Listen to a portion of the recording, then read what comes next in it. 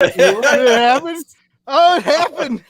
All right. I wish Party people in the place to be, and vandals and party people and whatever else is lurking in the darkness. This is Pink Buzz. We are a new podcast all about indie comics.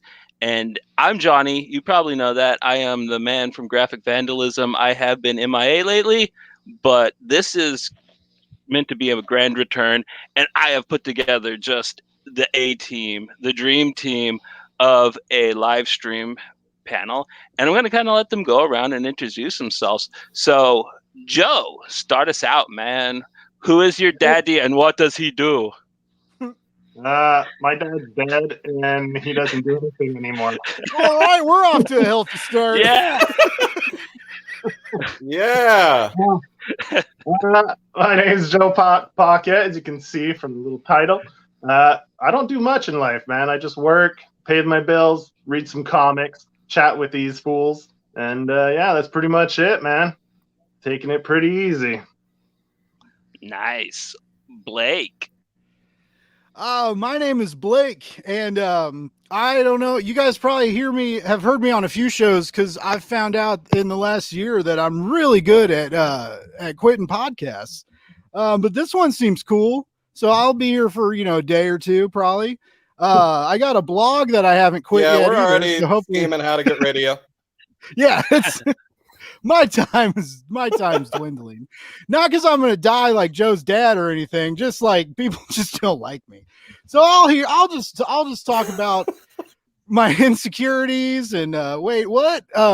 Comics, right? Yeah. So I like comic books and I like talking to these fellas about comic books, and occasionally I like talking to you people out there in the Twitterverse and the E-verse and the Instagram verse and the multiverse of madness out there and the wonderful world of online comic talking. You're okay to talk to sometimes. Sometimes. And yeah, we're just testing out these live stream waters. Nice. Hey, Cricket. Up the bat, man. He's muted. Yeah. Well, I'm off to a great start. I don't know how I got here. There's a boom tube that opened up, and then I just appeared. But anyways, apparently, we're here to talk about good comics. We're here to talk about good things. I'm here with some good people in a real good place. Some of my best friends, and we're going to talk about some of the coolest shit you guys may or may not have heard of. I don't know. Let's have a good time. Right. Good times for all. Matthew, or PD Fulci, our digital comic expert. What's up with you? Digital. First off, I don't really even know why I'm here because I fucking hate all these people. And yeah, I guess I'm the horror aficionado of the group. And yeah, there's not that much interesting about me. I'm just here to tell these people to fuck off and keep them in line for the most part. Pow. And he does a good job. Yeah, he keeps me rolling most of the Thank time. you. I mean, he's got a very dry wit to him. You guys will learn to love it, even when he is at his worst. So, yeah, we are all really huge fans of all kinds of neat, rad stuff. And we're going to kind of go around the circle and do what I like to call a check-in. And it's just us kind of shouting out what we read, what we liked this week and recently. For me, I got finally my Kickstarter for Wailing Blade came in by Rich Duick and Joe Movey. It's just such a radical book. It is the dark fantasy personified. It's gory, it's fun, and you also can own it. Just go to the Comics Tribe website, and the hardcover for it's beautiful. So definitely try to check that baby out. And yo, Joe, shout out time, man. What's your check-in? My check-in, I didn't get much done this week, actually. I only read a little bit of Animosity because my wife read it, so I'm reading it to catch up and so I can discuss it with her because she had some questions and she wants me to read it, so I'm reading it. it was on my list anyway, and I try to, read a lot of the same stuff as Pat does, so we can have something to talk about. We've been married for 15 years, so we talk about comics, so that's great. Right. We got our buddy up, Dragon Dragon Ranger in the Chad? chat. Hell yeah, man. Where's the chat? Dragon, It's on congratulations on being numero uno. Chad, Dragon Ranger in the house. Sorry, guys. I was updating the YouTube, putting out the link. Good to see Dragon Ranger here. #1 fan. That puts you #1 in the book so far. Right. And hey, that makes you #1, baby. You win. What does he win, dude? Do we type back, or Right. we just like? No, I just can say hi type back. to What do them you and want me to say? respond to I'm just gonna speak. what they say. This is the fucking future, man. I'm just Don't you love it? This guy's cute, and yeah. All right, Blake, what's your check-in? Oh man, check in.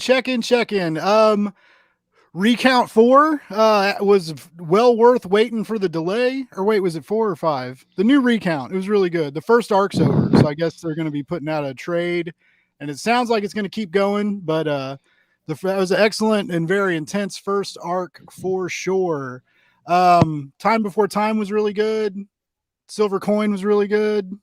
And the coolest part of this week is I've finally started reading Sweet Tooth, and I'm about 10 issues into that.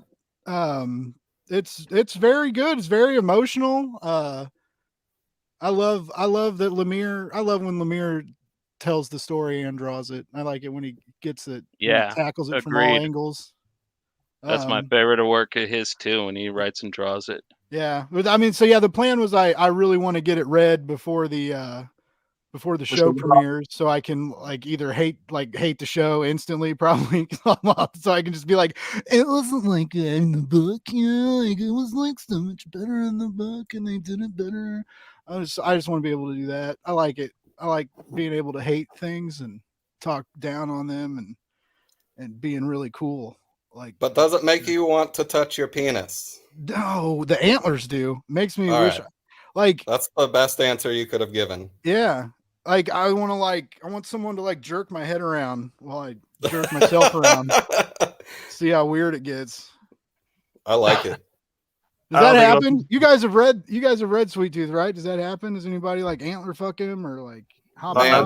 I don't want to spoil it. I think we just ruined the finale.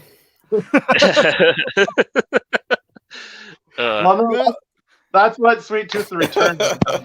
Hey, what's everybody, up, comic book poser? Comic book poser just showed up in the live chat. What's up, guys? Shit. What's up, Steve? People guys, are coming into the chat. What up, guys? Right. My God, hey, it's good to see all y'all. Steve, CBP, what's up? Right, man. Got Anyway, nothing but that was my respect for check-in. what you do, man. Nothing but respect for what you do, poser. Yeah, Our- your stuff's dope, man. I like your stuff too. All right, Goose, you're muted. Unmute your mic and tell us your check-in there. Well, I stay muted because I echo, and everybody knows this. I've just got such a booming voice. My check-in is going to be pretty great. I don't know how all of you guys feel about children getting the ever-loving shit beat out of them in beautiful, beautiful, fucking just glorious, ultra-violent awesomeness. This is Damn Cursed Children #4. This is one of my favorite books that I've read this week. Big ups to the Burrito Boys who put me onto this. This is Howard Wong, Josh Stafford, and Robin Simone Ng, and it is absolutely fantastic. The children have gone rabid. We do not know why. They are tearing everything to absolute shit, and they're also getting the shit kicked out of them by adults, because I've often told myself I think I could fight at least 20 first graders and win. But this has turned the tables, because now there are 150 first graders. I'm just saying. I think Well, Fucking doing medicine over at least I here. said first grade. At least I said first grade. That's like 7 years old, and I'm thinking I could fight 27-year-olds because I'm 27. You know what So I'm we've saying? I could fight determined the 27-year-olds. acceptable age to beat your child is 7. You heard it here first. That's what I heard. Yeah. I'm not gonna beat my child. I love my child. Fuck them Yeah, other because kids. he's not Anyways, 7. that's exactly what Yeah, dude, that's he's exactly like- what Damn Cursed Children is about. Fuck them other kids.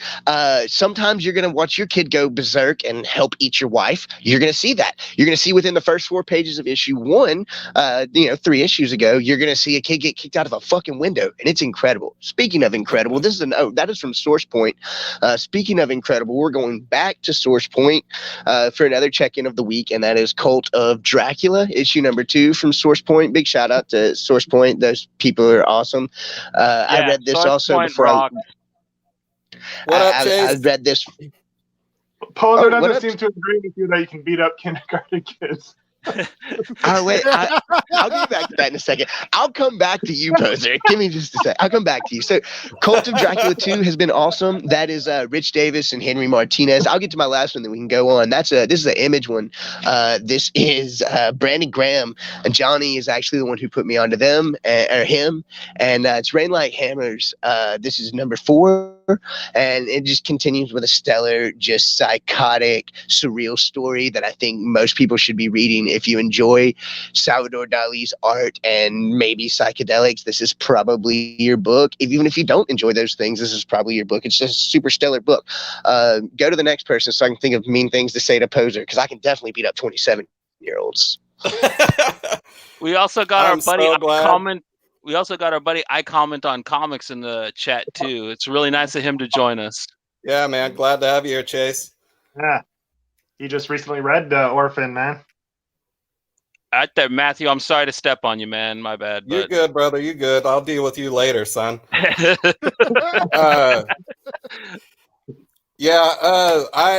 have been waiting on like 3 weeks worth of comics because my subscription service is a piece of shit right now for some reason. But I've got Kevin Eastman and Simon Bisley's Totally Twisted Tales finally, which What is is that? super dope. Yep, Joey's got it too there. I also been digging for, I know Joey's been on a big Eastman Bisley kick, so I pulled out some IDW goodness, and the glare is fucking garbage. Sorry about that. Fistful of Blood. And I don't have it next to me, but I finally caught up and finished Dead End Kids by the master Frank Gogol. And it was not the ending I was expecting by any means. I'm not going to ruin it for anyone. But, was it good there's, though? like, yes. Oh my! Yeah. Okay. But there's like multiple endings is how I'll put it. And like a nice surprise ending. But yeah, man. Yep. Hell yeah, No Heroin's fucking awesome too. But yeah, that's about all I've caught up on besides the shit for the show. Go, Frank, go, you mighty morphin Frank, go. I'm so excited to see him on Power Rangers, but I'm in agreement with Fulci. Like I got to read Dead End Kids. I'm ashamed I didn't bring that one up because of how much we all love Frank Gogol. Oh, we're I will all bring ashamed up, of you too. Like, yeah, we're. What's in your fucking daddy, boy? Hey, Everybody's ashamed hey, of look. you. You guys are just What like up, my dad. Crudo? None of you will ever be proud of me. Crudo! None of you will ever be proud of me, and I love you. That's okay. I love you, Goose. We have a I love you legit too, guys. creator But in no, the Frank- house, man. Manny from El Crudo is up in here, bro. El Hell Crudo, yeah. what's up? Good to see you, brother. Continue, Goose. Go ahead. Threaten Matt or whatever you were doing. I forget. Like Oh no, it's always. I wasn't threatening Matt. I was just saying I will threaten Matt, but it'll be a sexual thing. That's not the point. We got time for that later on the after show. Join our Patreon. Yeah. Just kidding. That's right. No, what I was saying was Frank Gogol is on top of his game. No heroin hit on a personal note with me, and I know it was a personal book for him. And I even talked with Frank about that book, and I felt that it was a super important book, and I feel like a lot of people should be reading it. It's super great. Love Frank. Glad to see him on Power Rangers. It's something he's loved forever, and I'm super excited about that. But I'm done gushing over Frank. Sorry. Man, I really like this random, abrupt, like Source Point appreciation because they are such good people and are putting out such good content. I'm glad all of us like are all about that. Like that's good. It made me feel good. Yeah, man. I'm always down to show some love. Blake, you haven't read No Heroin? I have not. No, I haven't read No Heroin, but Samurai Grandpa, like I have it. Yeah. Oh. Yeah. Okay, I was gonna say if not, I'll send it to you. For me and send it to me. Stop it. Put your phone down. No, I really talking about do have Samurai. it. I got it on deck. What's up? See, we can talk about Source Point all day. You told me about Samurai Grandpa, and then what's cool is like I got tight with those guys, like Sean and Easton. Like they sent me some Kickstarter stuff, and I got to review some of their stuff, and they're fucking geniuses, dude. Like they're both doing really cool stuff to get together, and like Sean just did the Bridge Builders Creed. And Easton's got a Guardian that's shipping, his Kickstarter shipping right now. And man, he's cool dudes. I'm glad Source Point, I hope takes care of them. Cause like I think they got a lot of good stories in them. Yeah. I think I haven't been disappointed with a single thing I saw. First time I read something there, Scott Schmidt was sending me, I was after the campaign, but I ended up buying his Final Street Kickstarter thing, and he sent me a book that he did for them called Hank Steiner, which is this kind of almost Steve Niles-esque like monster noir comic that is just so fantastic. And then after that, like I just kind of fell in because Fred was already telling me about Frank Gogol, and then I got like Wild Strawberries at the End of the World and like so many books from them that are just beautiful. I mean, they really are like a very varied company. You know what I mean?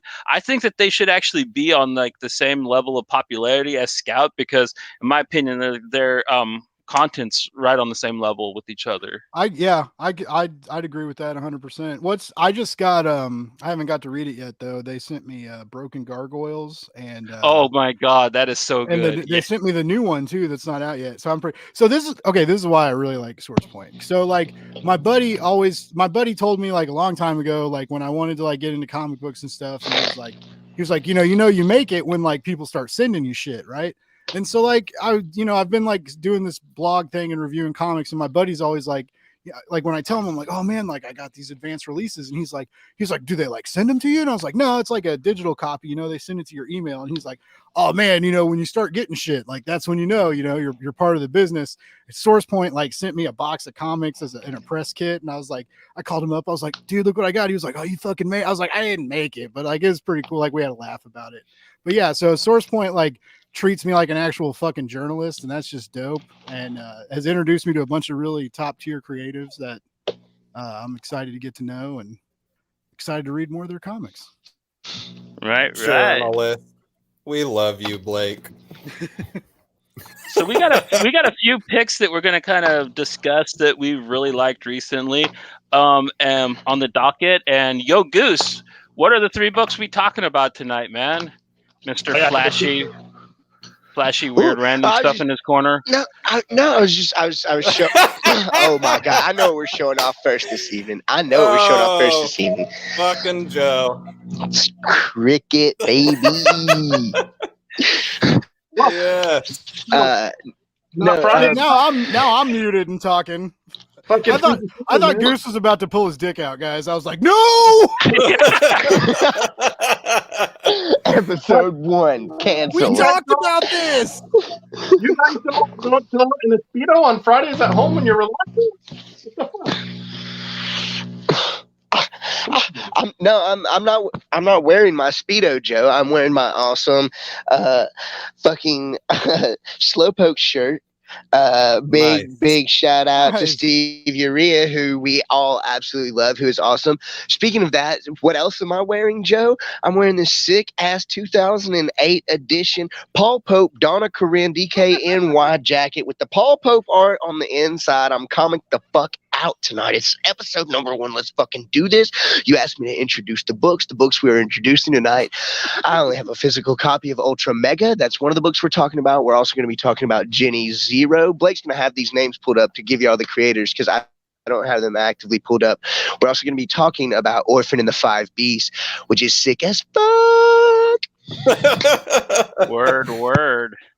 And you guys kind of want to get stuck in that, or you guys want to have some more indirect combo before we kind of get into the meat of the show? I want to know how many people besides myself aren't wearing pants. I never wear pants. That's why you don't pants. Pants check. That's why you don't see me on camera. Like, Well, that's why we want to see you on camera. I'm on camera. We know. All right, so transitioning into the books this week. I have a toy we can pony. get into It the takes big poops. Like you are so that. We can get kid, into the man. meat of it, and then we can have some indirect conversation afterwards. I figured they're here to see us talk about these comics. We'll give them the bones afterwards. We'll give them the meat and potatoes now, and then the bones afterwards. Pink buzz, baby, let's do it. Buzz. I heard that. Yo, Blake. Manny knows what's up. Yo, Blake, you kind of have the affinity for this one, man. Why don't you take the floor on Jenny Zero first up? Jenny Zero. Oh my goodness. Yes. So Jenny Zero is it's a kaiju comic by the creative team of Dave Dwanch and Brockton McKinney. We got the duo Rockstar Writers on there. Magenta King is the main artist, and Megan Huang is the colorist. And Dave Dwanch does the lettering too. He letters a lot of his stuff. It is such a cool comic. You know what's cool about this comic is I read it a really, really long time ago and I couldn't talk about it. I got to say like that douchey thing, like I read this comic. Oh, guys, I read this good comic and I can't talk about it. I'm so fucking cool that I can't talk about this comic I read. I got to do that, and it made me feel alive. And then, but yeah, it's a really dope. It's a really dope premiere. It's about an anti-hero in Jenny. Her father was this kaiju fighter, this borderline superhero. We don't really know. He's like this legendary soldier. And it's the stories about her, coming out from his shadow kind of and being her own person, but she's not like the best person. She's a druggie. She's an alcoholic. She likes to party, and she parties and listens to metal and kills fucking monsters, and she's really good at it.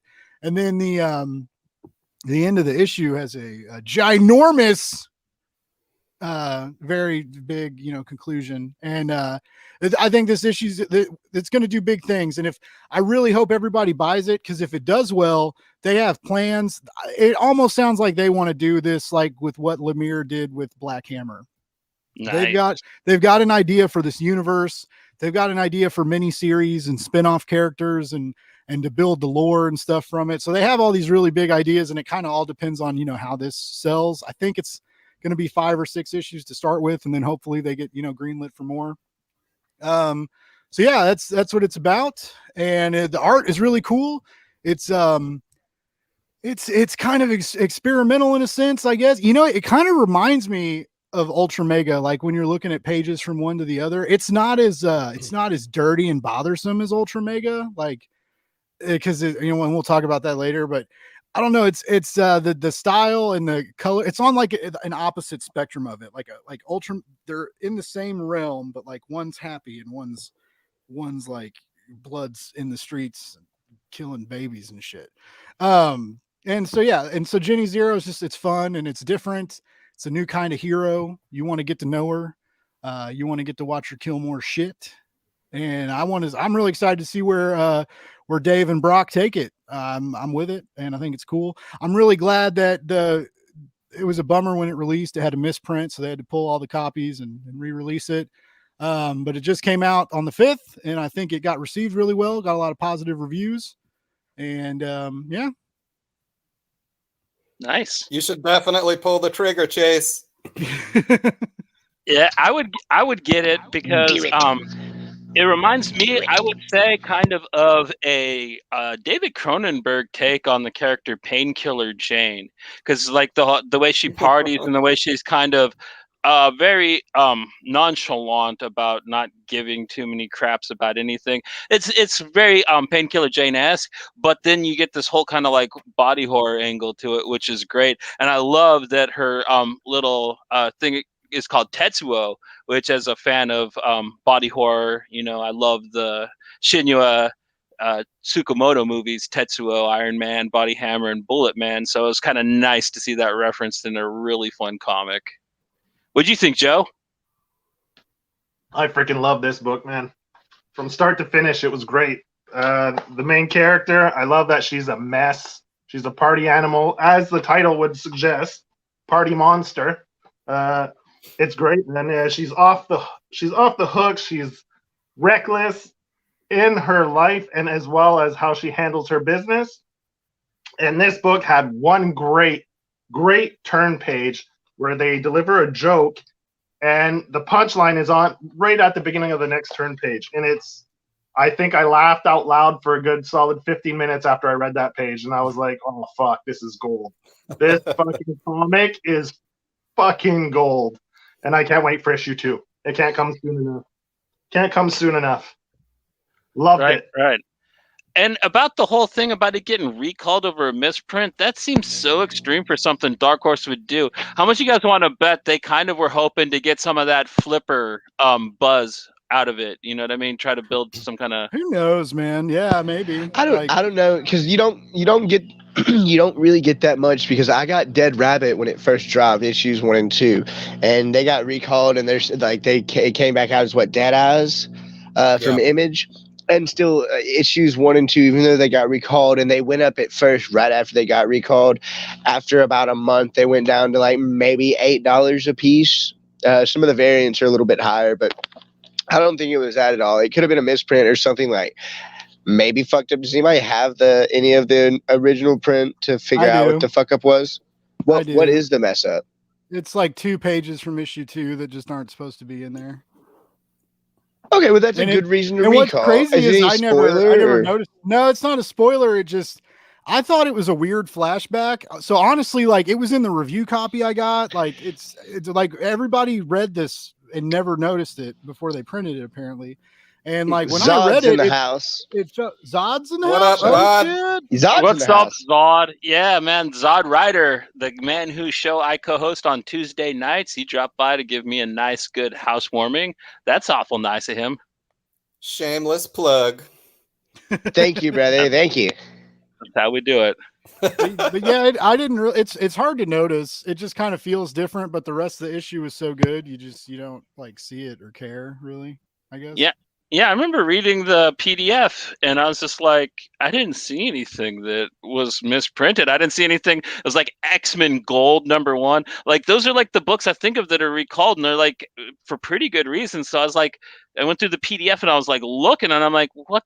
Did they print something besides this? Like, what was it? But yeah, I didn't even notice that the page was out of order. I mean, I don't believe in recalls. So like, I used to have an Audi convertible, and they told me that like I needed to take it in and get new airbags, because I guess like the airbags could like shoot shrapnel out, and I was like, I fucking dare you.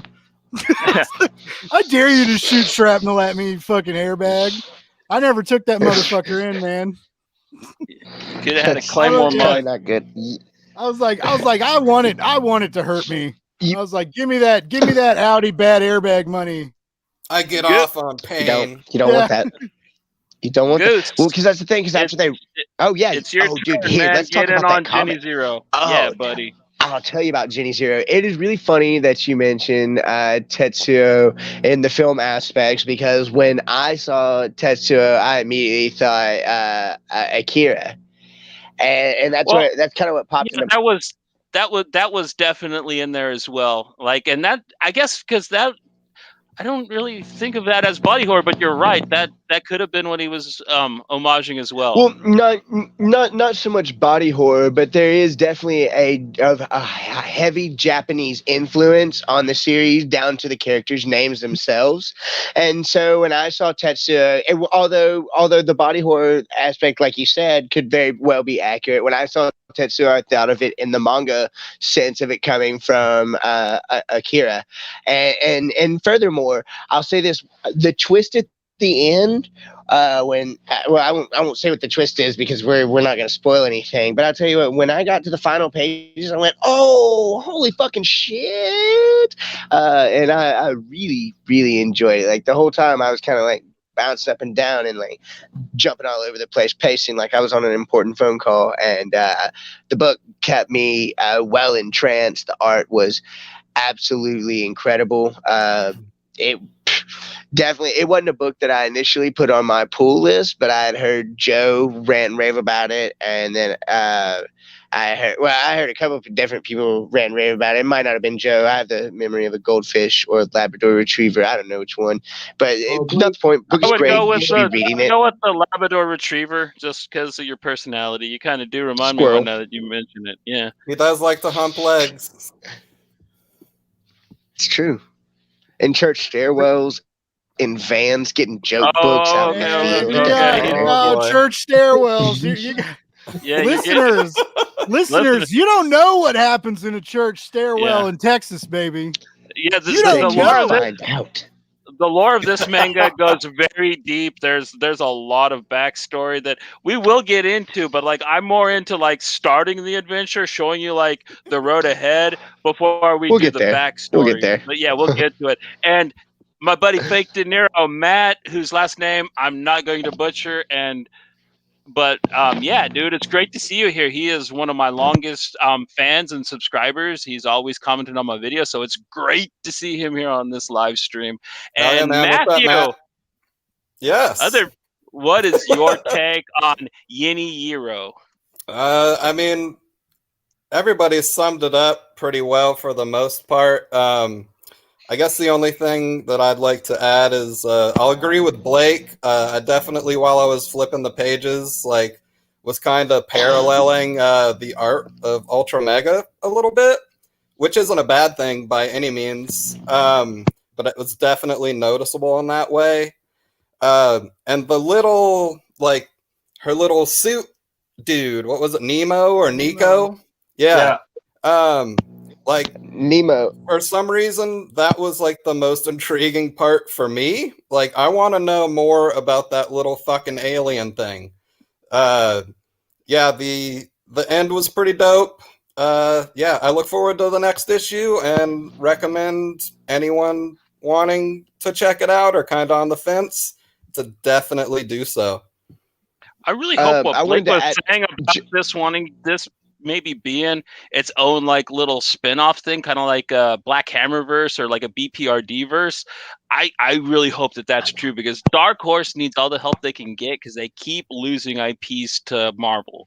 So like, if Jenny Zero takes off and they have something like Black Hammer and it running with their own universes, that would be so good. That's what Dark Horse really needs to get into having again.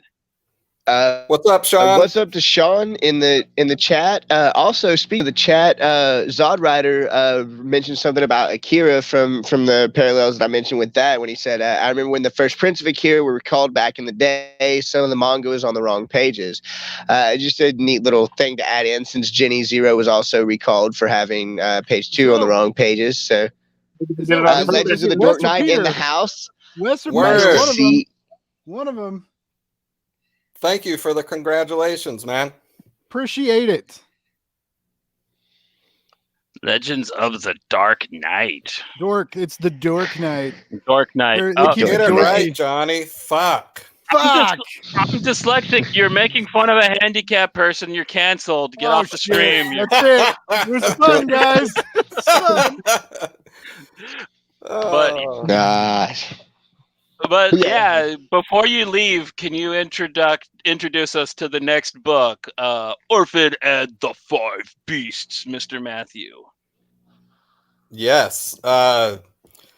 Man, anyone familiar with James Stokoe already knows his Oh, I thought you were fucking asking. art is top notch, like one of the best, putting a lot of motherfuckers to shame in the game.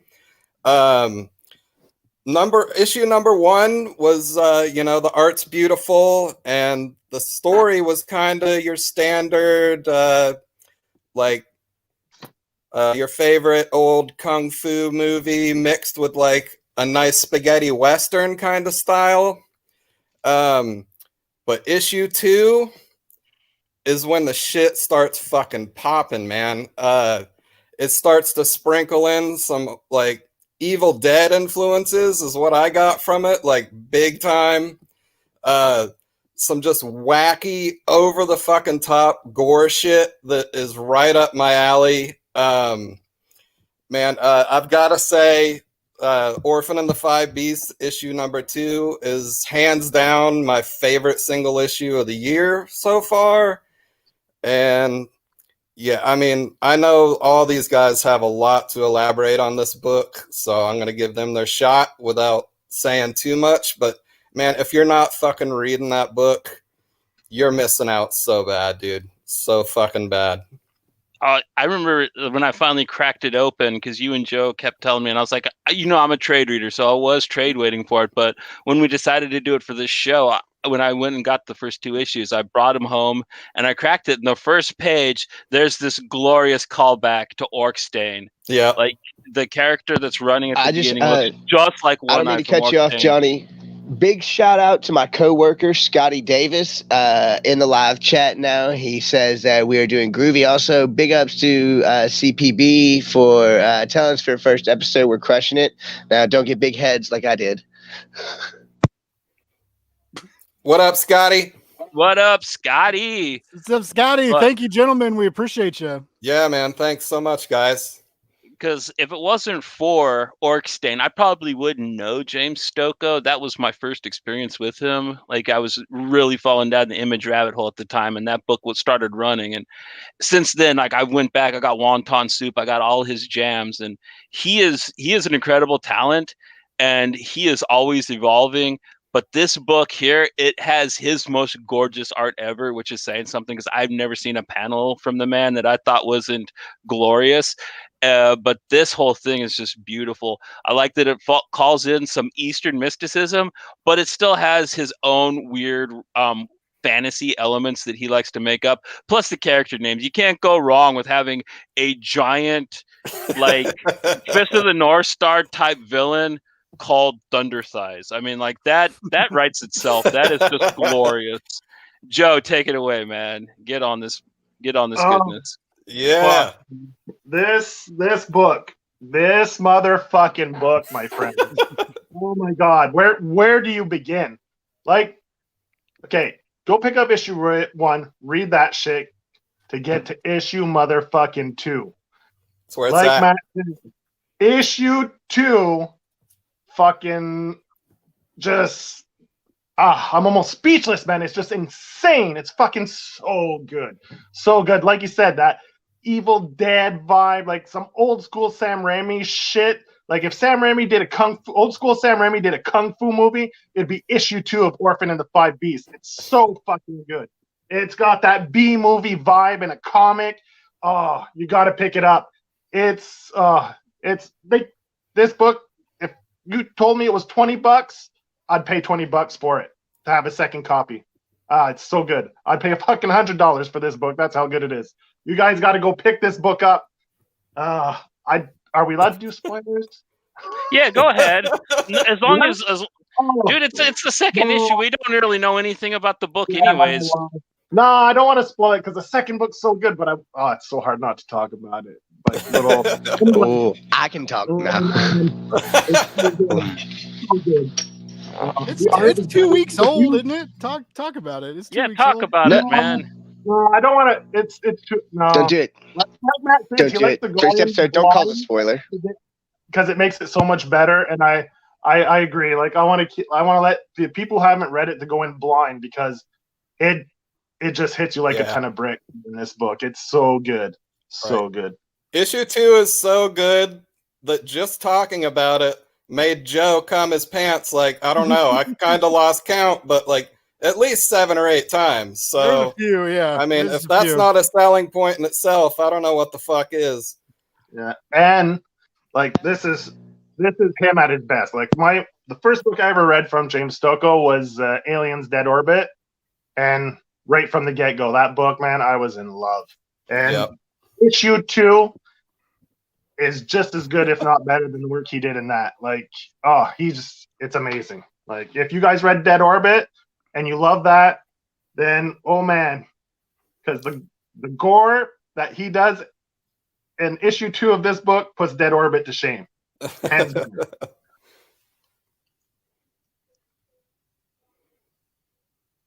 It's time. It's time. Yeah. Because Joe, it is 2 weeks old, and Joe was saying if the book was $20, he would spend $20. But my friends, I have to tell you now, we are guys who are all about balling on a budget, and you can ball on a budget by getting onto your Comixology app and looking up the first 2 issues. The first issue is $1, the second issue is $2. At least they were the past couple of days. You should go and pick those up. It is definitely worth it. James Stokoe's art is there's not a good way for me to put it down into words how magnificent he is. I came across him with some of the G.I. Joe stuff that he did, and this was another book that was not on my pull list. Unfortunately, I came across it later and had to pick it up digitally, and I definitely want to get physical copies because it is just absolutely gorgeous.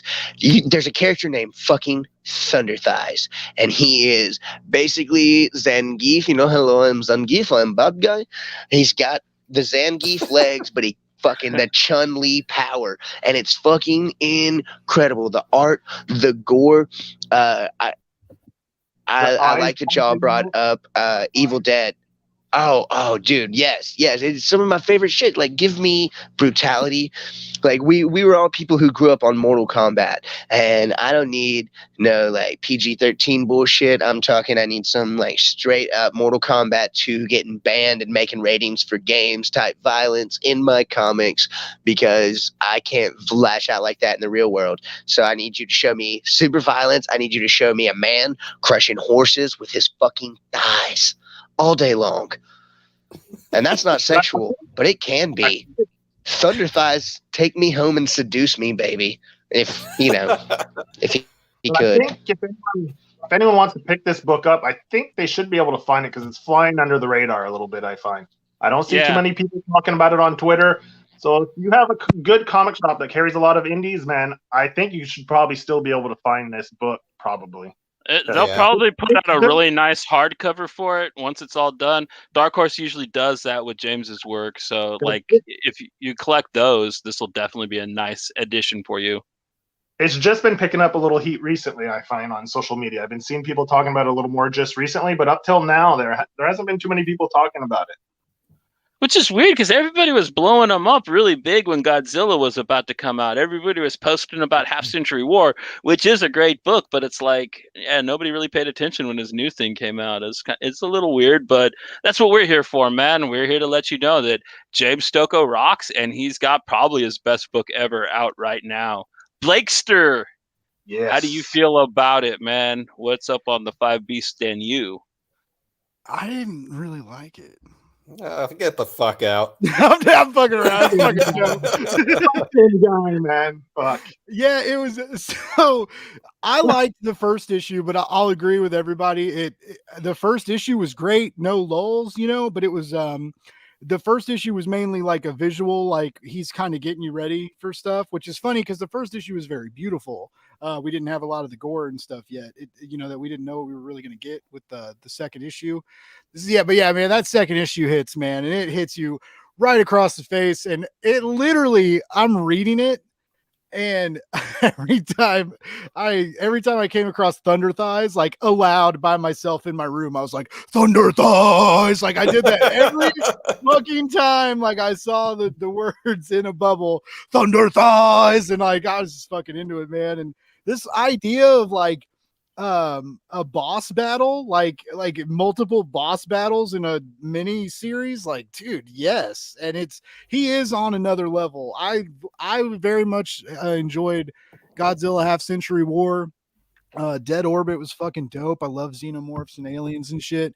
But his art, I don't know, man. He's on one on this. Like he's got an eye for detail, and he's one for, you know, his panels are all busy, but not in a negative way. Like he fully realizes everything, and he has gone even more in depth on detail. Just like everything has got cross hatching or just I mean text, like the way he textures stuff, and he's just phenomenal. And that he does all this, like he's the writer and he's the penciler and he's the colorist and he's the inker, and I'm just like, man, fuck you. Like that's not fair. It's not fair. Like everybody else saying, man. You're like, oh, I could just like, oh, that's cute. You guys have creative teams. Right. Motherfuckers putting everybody to shame, dude. Yeah, oh man, it was very cool. I was the same way. I was gonna trade weight it because I trade weight a lot of shit. And yeah, I ended up picking it up. Like Goose said, it's on sale on Comixology, and I grabbed it. And I'm the same way. I'd really like to get the physicals, and I'm excited for the inevitable oversized hardcover that they dropped too, because he does tend to get that oversized hardcover treatment. Because I mean, you just got to get his art blown up. You got to see that shit like blown up and giant and wide and intimidating. Like, oh, Thunder Thighs! Like, oh, I'm fucking stoked for it, man. It's gonna be awesome. Oh, he's so good though. Like Clown Hunter, that's a character I never thought I'd like. That came out in DC in the Batman titles. I was like, what a fucking stupid character. Then I read the Joker Wars, and Stocco does the fucking art for that storyline with Clown Hunter, and I'm like, I love fucking Clown Hunter now. I fucking love him. He did the annual as well, and I was like, fuck, I need more Clown Hunter done by Stocco because it's so fucking good. Like, I love it. He just like just the subtleties and the way he handles the brutality and the violence is just so great. Like, I don't know if you can say brutal. It can be graceful and brutal at the same time. It's just insane. Like his art is, it's raw, but I don't know. It's hard to describe. Yeah. Chase in the chat says it's like if 5 Deadly Venoms was a manga, and I think that is a really solid parallel to bring up, because 5 Deadly Venoms is dope. If you're not a fan of the movie, you should be. I think it's streaming on Hulu. Go check it out. It's super fucking awesome if you like kung fu. If not, then what are you doing here? It's an American staple. Stocco's always on point, though. Honestly, true. He's got a pretty good little library of stuff you can pick up right now. I highly recommend, if you're interested in this and you want to trade weight, I would recommend getting like Wonton Soup, getting Alien Dead Orbit, and getting Orc Stain right away, and that'll put you in mind for this book. Like he is just a creative mind. I like his weird puns, like.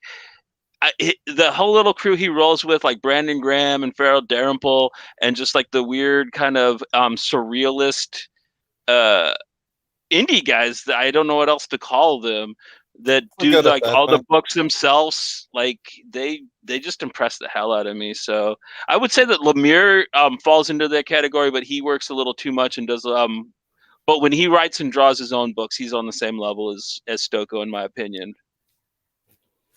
But I'll say one thing that's kind of it's not a spoiler, but if issue 2 was a movie, I would cast Gilbert Godfrey as one of the characters in issue 2.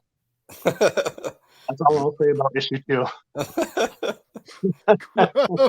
Gross. Oh. I'll never get that fucking image out of my head. I just want Bruce Campbell to be the sensei. Yeah, that'd be sweet. Yeah, we need to get Sam Raimi, man. We gotta start a hashtag Sam Raimi do Orphan in the 5 Beasts. Yeah, I heard if you do release the hashtag Raimi cut. campaigns for movies that you get what you want, basically. You just put out a hashtag and get whatever movie you want. Who would Nicolas Cage play? Because Nicolas Cage would need to be up in that movie. He would probably be one of the other beasts, man. We haven't seen any of the other Yeah, ones. we're waiting. We're waiting. Yeah. Okay. Cool. I'll accept that. Yeah. Or no, he could be the stable man who's like super pissed because all the horses keep getting murdered. We'd have more horses if you'd quit exploding them all over the place. Yeah, I could totally see them. That'd be awesome. Oh, fucking hell. We're gonna steal the Declaration of Independence. But yeah, he's the trash film king in my opinion right now. So I'd love to see him in there if they do make a film. Another thing that Matt brought to my attention after we had talked about it quite a bit was that all the covers are connecting. Yeah, they're connecting covers. Oh fuck! Now I gotta buy it. I'm such a little eager slut for connecting variants. I'm like, oh, is it, Daddy? Is it, Mommy? Is it connecting? Oh, shoot it all over my face. You know what that goes back to? And this goes back to your drunk guy videos. This goes back to the collecting of the Fleer cards. Remember when the X-Men and the Spider-Man ones where they had like the page of cards that you had to line up and like they made one big picture? I bet you that goes back to that. Mm-hmm. That's probably it. The Fleer Ultimate X-Men video. Do you still have that up by any chance? Yeah, that's all still up. Nice. Like talking just hammered, just like you know it was a good video when like I don't remember like ending the video or like then I'm watching it and I'm like I don't remember the last 20 minutes of this are pretty like hazy, guys. I don't know. I was like talking about Professor X with his pipe, like. And Easter, all the Easter stuff because your dad bought you the card. Yeah, dude, like you're like Jesus died, and then I got this X-Men stuff. It was amazing. Thank you, Jesus. Yeah, thank you for my X-Men cards, Jesus. Goddamn, Joe just knew we were gonna bring this bullshit up and was fucking ready. There's the room connecting. Can Jesus save my cable? No one can save Cable. He was buried in the garden for years, and you know what? Crazy enough, they made him save Cable, guys. They made him so Rob Liefeld Cable would shoot that baby in the head. Are terrible. Look! It's Rob Liefeld did the feet. Hey, that's the Dennis Hopeless Cable, isn't it? Is that from the actual good X-Men and Cable comic that came out during Marvel Now? It kind of looks like. Well, it's from 1997. Yeah, that's a big no. No. Yeah, that's a big no. And look, Blake's got Chad Kroger or whatever that alien's name is now. We can't call it Baby Yoda. It's got what's his name? Kroger. Chad Kroger. From Nickelback. Nickelback guy. Yeah, the little baby alien just like, look at this photograph all the time. I like your pants tell him, Johnny. Feet. That's what I like. Tell him, Take Johnny. it easy, Dragon. Thanks for showing up, man. Tell him, Johnny. Thank you, Dragon Ninja. Tell him. You tell him. You and your creepy dolls, man. Yeah, creepy doll, man. What are you talking about? I saw Nickelback in concert. Oh, of course you did. I saw Nickelback in concert. All right, let's erase that from the episode. Yeah. There goes all of our viewers and all of our likes, man. We're going to get ratioed here. Thanks, Goose. Yeah. You know what, dude? I want you to do me a favor. Look at this photograph. You know what I'm saying? Every time I do it, makes me laugh. It makes me want to laugh, man. Yeah. I just want to give big shout outs to Jacob Phillips. Do you have Saint Anger around your neck, Goose? Like Saint Anger? Yeah, Is it around your for neck? Sure. I do. It's my favorite Metallica album. It's my favorite fucking album. No, I just wanted to give a big shout out to this is Jacob Phillips's art. I'm subscribed to. No, we're talking about certain books. Jacob Phillips is not on the docket. Go ahead, dude. What the hell? Put your fucking showed the- pictures away, boy. I showed Right, the with your picture because I Fucking didn't. sandbox cable Yeah. variant. This is a picture I took of him checking his mail because I stalk him. Jake, This is fucking when did this turn into show and tell? Like, Joe had cards. Goose gets cards too. Come on, man. Like we can't cut Goose off if Well, no. Joe has cards. I grabbed it because it was a photograph, sort of, and but Jacob Phillips did the art, and I didn't want to show it and not credit him, and so I'm gonna go now. Bye, guys. Yep. Shit. oh, fucking crickets. Fucking crickets. But the big, meaty, what do we call it? Entree of this dinner party, like with the lobster eggs, in the belly, is the book Ultra Mega, which I'm gonna go ahead and hand the floor over to Joseph so he can explain this just disturbing comic, man. This book is written and drawn by James Herron and colors by Dave Stewart. Should I elaborate on more of the people involved, or will we get canceled if I skip them? Lettering is by Russ Swanton. The variant cover by Tradmore. If you've seen it, it's pretty dope. That's. I'll end it there. We'll end the case there. I saw logo design guy. I'll give the logo design guy a shout out, man. Andres, it's a bitchin' logo. Yeah, Andres Juarez did the logo, which is pretty fucking good, man. Along with everything. Blake, who's the designer? Issue 1 of this book was, I was on the fence about putting this on my poll, and then Blake posted something on Twitter, and I was like, all right, man, I'm sold. I'm gonna put it on my poll.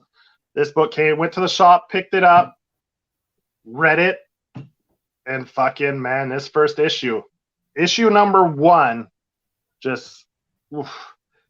I don't know if I could say it's as good as issue 2 of Orphan and the Five Beasts, but these two this is like a fucking monster battle of giant monsters, man. Like issue 2 of Orphan Black and issue number 1 of Ultra Mega is just bonkers. It's a Kujai book where where do I start and where do I end? It's with definitely death. There's a lot of death. It's got a very strong horror tone to it. And how should I put this? It's more of an intro book, really. It kind of launches you into the story because none of the characters in this book become the main focus of the story. The results of this propels issue 2. But man, what a fucking way to set something up for the first issue, you know? Like Orphan and the Five Beasts, the first issue was a setup to kind of get the story going, and it was okay. But this, for a setup for for what's to come, just this is the way you do a first issue, man. This book right here. The art is amazing. The color is amazing. The pacing, and it's a double issue, man. This guy is It's more than that. It's 60-something pages. It's a graphic novel. The first issue is legit a graphic novel. It's 60-something pages long. Like in the back, if you read it, James Herron says, I'm going to do this book however thick it needs to be per issue to tell the story I need to tell in each issue. So, I mean, you get a lot of story, and it's worth it, man. People look at the price tag. People look at the price tag and say, "Oh, it's a little expensive." No, it's not fucking expensive for what you get in this fucking book. That's a fucking deal, man. It's a steal. It's a fucking steal. Pick it up. Yeah, which you probably can't now because it's fucking this book. This book got some heat pretty quick. So, yeah, good luck on finding some. I gotta give you props. I thought that when I read it, it was going to be a little lighter than it was because you were telling me how brutal it was, but like I didn't think you'd read Gigantic by Reminder or some of the other kind of more moodier kaiju books that they put out. But when I got to this thing, it is probably one of the most savage things I've ever checked out. Like, it is on like that Rick Veitch Brat Pack level of just Yeah. trying to tear your heart and soul out through your rectum and then stomp on it wearing golf shoes. I mean, and it's done beautifully. It's a great story, but like, the heroes aren't heroic. They refuse to work with each other, and just bad things happen, but it's glorious. This is just such a traumatic but just entertaining book, but it's definitely not one that's going to leave you like floating high and happy, man. I'll go ahead and tell you that for nothing. This is like a death metal album put to sci-fi, you know what I mean? That's what this thing is. It's like Cannibal Corpse if they got into Gundam or something, man. Like, that's the album they make. This book will affect you physically when you read it, like, for sure. Like, your stomach's Give gonna you get a a huge ass boner. Like, That's what happened to me. Yeah, it's physically that too, but I mean, like, yeah, it makes you feel uneasy. It makes it's just like this. There's cringe part, like, you just cringe as you're reading because as the book goes, horrible things are happening to everyone. So each time you turn the page, you just cringe to turn that page because you don't know what the fuck is going to happen on that next page, because it's, like you said, it's so fucking brutal. You almost don't want to turn the next page because you just, you don't know what's going to happen. It was good. It is legitimately disturbing and that is saying something for it being a fantasy sci-fi title, for it to be as disturbing and as touching as it is, because I mean, it gets to you. Like, it's not bad, it's not poorly done. It's done in a way that you're relating to these people, and it's just just savagery. The last time I experienced something like this was when I watched Akira for the first time. Like, this book affected me the same way Akira affected me the first time I watched Akira. It's just, I had to go out and take a walk with the dog after I read this to clear my mind, because it affected me, man, for a little while. Yeah, it was disturbing. This book is definitely like a dread builder, man. Like you both said, it's like every page you turn is like, man, what kind of fucked up shit, like bad shit's gonna happen to this character next? And then, like, I'll just say the Shining part, the elevator out of the Shining part was fucking.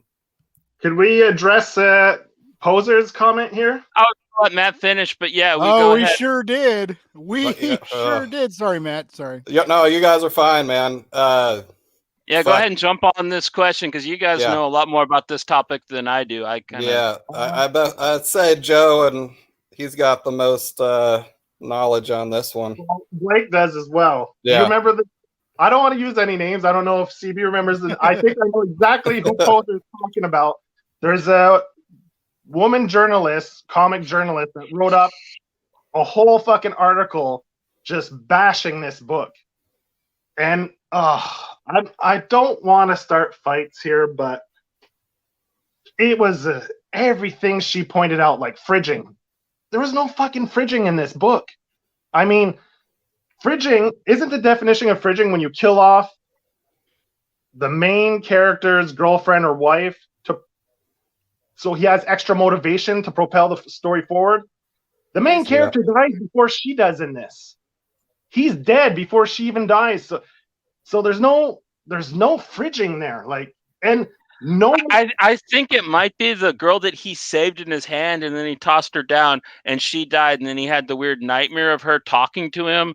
But that was just showing how twisted and broken of a man he had become since taking on the mantle of being an ultra mega. So even with that being pointed out, I don't see it really as fridging. It was, and then when you're saving pedestrians, like, what should he have saved a dude instead in that scene? Like, what do you want, lady? And then there's the question of Lilith, right? The main villain is a woman, and she went into something about religion, and anyway, I went down, I looked into it, and I went down in the post, and there's this one person that commented, came back at her with, I don't know if he must have a degree in different religious studies and stuff, and he fucking set her straight there. But every point she made, it was a stretch. Like she was digging at things that weren't really there, and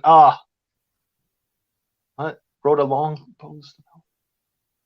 Yeah, that's it, about the whore. That's exactly it. Yeah. And there was like, I think, a religious studies guy that came in, and he set her straight about like she was taking elements from the wrong religion. Anyway, from the wrong religion to make her point. And anyway, I don't know. I read it and then left me questioning her credibility. You know, like, because I read the book and she was reaching on almost every point, like to the point where it was almost nonsense. Well, if the book made her uncomfortable, I get that. It's a book that was legitimately written to be that way. Yeah. I'm not kidding. I put it completely on the same level as something like The Watchmen or The Brat Pack. I mean, it is a book that's made to disturb you. It's made to affect you. So I can get like behind her being affected by it, but some of the things that she tried to point out and trying to drag religion, period, into a book about a guy that turns into a giant to fight monsters is ridiculous to me, but I didn't read the article, so I'm just going to go ahead and agree with what you say, Joe. But yeah, I don't see anything worth making a controversy over this book for. I mean, I can understand if it's too dark and too savage for some people, because it definitely is. This is a messed up book, but I don't see anything that's offensive about it, though, at the same time, aside from it trying to take a little bit away from hero worship of certain things and certain peoples. Yeah, it was. I don't know. Let's move on. Well, comic book closer who brought it up, he pretty much agrees with you. He had a thing or two they thought had merit, which is fair. You know, most arguments will have something that you'll be like, okay, I see that. You know what I mean? I can see that. You know, that always happens. Yeah. It almost, and Joe and I agreed, it almost read, it was well written and well argued, and she has a big following. So like, you know, a lot of people were like, you know, tagging onto it, like, yeah, I see this and but yeah, it almost felt like she had a personal grudge with him. Like she was taking something, like she was mad at him and was like, I'm going to fucking not just write him a shitty review. I'm going to write a whole fucking article about why this dude can't fucking write a comic. I'm going to criticize Image about how they need to hire better editors. It was a huge ball of snowballing hatred. And what's funny is I read that before the fucking issue. I hadn't read the issue yet. I read all this hate about it, and I saw this fucking cover, man, and I was ready for it. Like I pre-ordered it. I was excited about it, you know, and like I was just super hyped, and the art, the sneaks of the art that they released, you know, like I was just so excited for it. And then I get this like huge hate deal, and like this, you know, this person like is followed by a lot of pros and stuff I follow, and so like, you know, there's a lot of mutual circles and stuff here. So I'm like, okay, like you probably know what you're talking about, and you know, like I said, she's got like what 4,000 or 6,000 followers, something like that, and like has written for a lot of big comic journalists and just big websites and stuff. So like she has like credentials, and I was reading it, I was like, oh man, fuck, like like because Phrygian is dumb. I got mad. I think it's bullshit that J.J. Abrams, him and his son, got to fucking write this Spider-Man series when so many writers are hungry at the chance to get onto Big Two and write an icon like that, and J.J. Abrams just gets to be like, yeah, I was taking a shit and talking to my son through the bathroom door, and we had this banger of an idea for Spider-Man. Like, we're gonna make this comic. And Marvel's like, oh yeah, you are. Yes, you will make the comic for us. And like, and then they fucking kill kill Mary Jane like in the first fucking issue, like that. And I'm like, really? Like we're still here? Like you're J.J. Abrams, you made fucking Star Wars, and you're gonna fucking fridge a chick in a comic that Marvel lets you make anyway. But so I was like, fuck, man, here we go again. And when I read it, I was like, I don't see this. Like I don't get the hatred. I was super impressed with it. The blatant misogyny that was mentioned, I was like, this woman died like choked to death on her husband's blood while holding this baby up above the blood level and saving this child. Like that woman was more of a hero than the 3 fucking megas that are all that are all clusterfucks. Like she was written more heroically than any of them were, and was just a person. And so I didn't get it. But I'm glad like the hatred didn't really gain a lot of steam, and I'm glad people are still reading it and people are enjoying it, and people are talking about it. It gets talked about on Twitter. Pros are talking about it. So to each their own. Yeah. I didn't know he posted I didn't know he said anything about the article. I never saw any of that. Okay. Well, I think that there's a lot to genuinely be angry about in comics. I don't think that Ultra Mega is something that really deserves it, unless the writer does have some skeletons in his closet. Because I'm new to him, this is my first exposure to him, but I really like what he does. But if he is bad, then point it out, and we'll see from here. But I from what I read of this book and what I know of him that you can read online, he just seems like a auteur comic book writer. You know what I mean? Which is gangster in my opinion. So. Kind of where I want to set that one off at.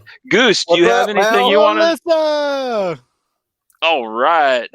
Now I made it.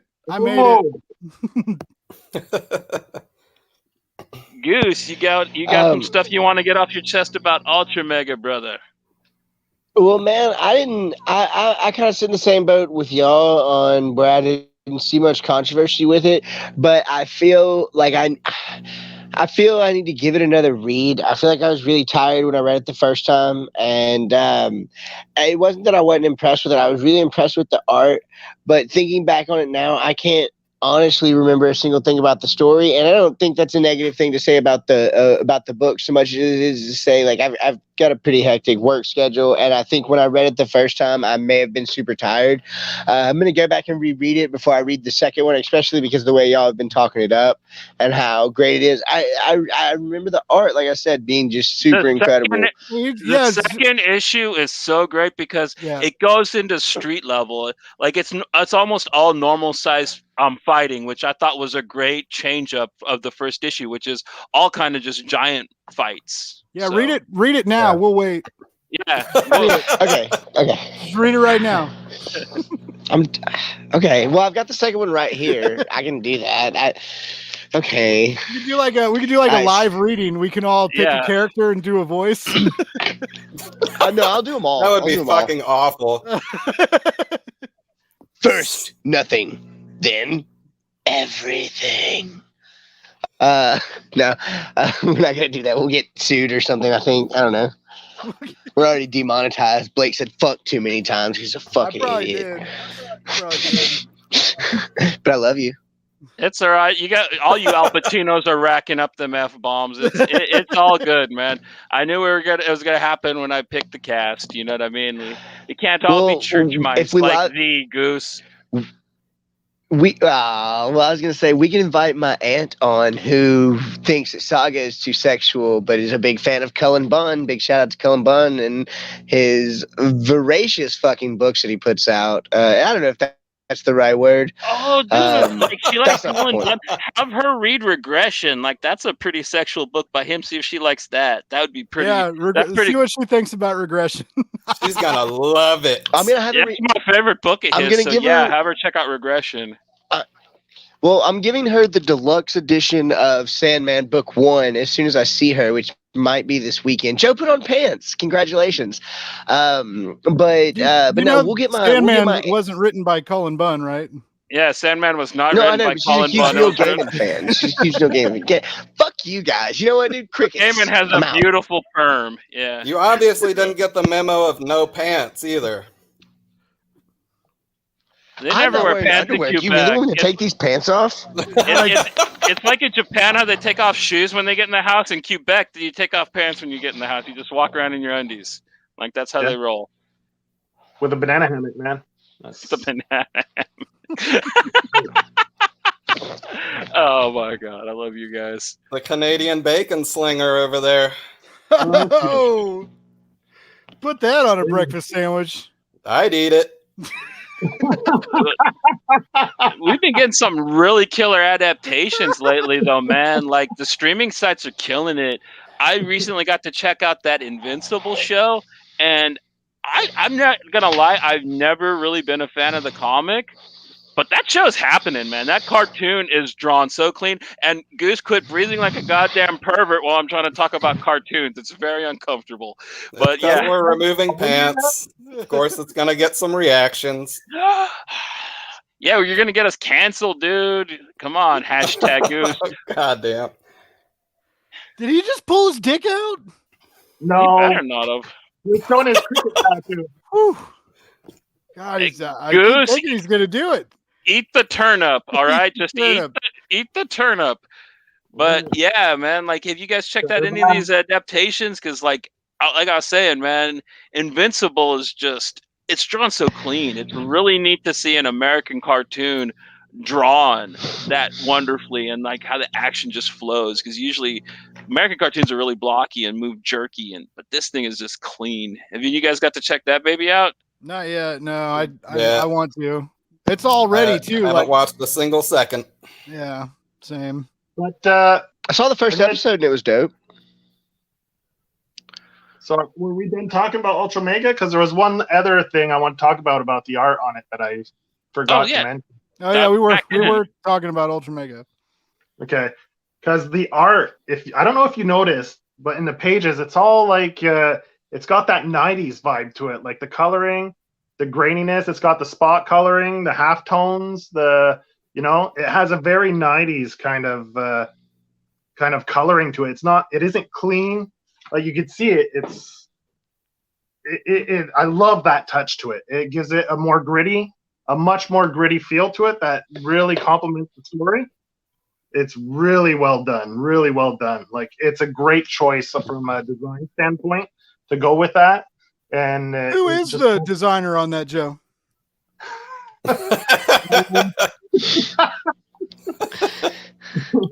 Don't leave them out.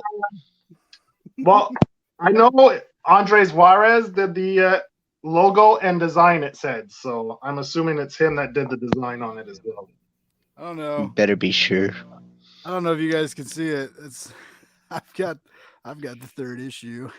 Ooh. Hewlett Packard, baby. Oh, How many pages is it, man? Is it like 50-something pages too? it's 52 pages. Nice. So that's going to hold be on. like a normal thing for the series, huh? It'll be like 49 pages because there's like one page is the cover and then the title page.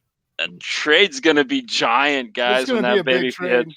Yeah, unless boy. they throw like girthy- 3 issues into it. It's gonna be a girthy boy.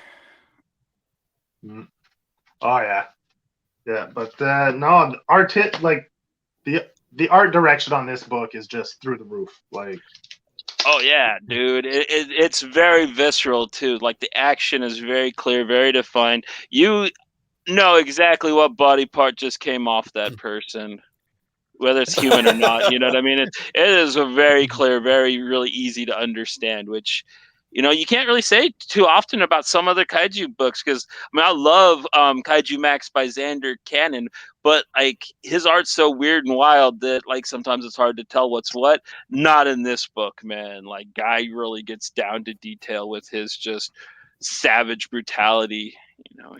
You know, Yeah. every page reminded me of Evangelion when the Eva eats the other mech, and everybody's like, it's eating it, and it's just like really raw and terrifying, and I don't know, like that part of the anime was just really intense, and like I felt that every fucking page of Ultra Mega. It was just like, I was like, oh, like I didn't know it was gonna be like a body horror thing. That's what was cool with me, was just the wild like turn of events. I was like, oh, it's gonna be a kaiju comic, and then it's like, oh, fucking kaijus are like gross and like from the bowels of some gross place, and it's just nasty.